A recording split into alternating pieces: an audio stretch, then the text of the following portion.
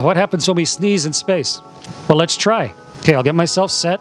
Okay, I'm going to turn sideways to see what happens. Here we go. Nothing.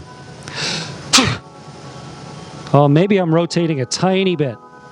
When you sneeze, of course, your body is trying to get something out of your nose, and it pushes it out pretty fast. That little bit of stuff pushing out of your nose would push you back very slightly, but you have a lot of mass, and the stuff coming out of your nose just has a tiny bit of mass, so it doesn't move you very much. But also in space, we cover our noses when we sneeze.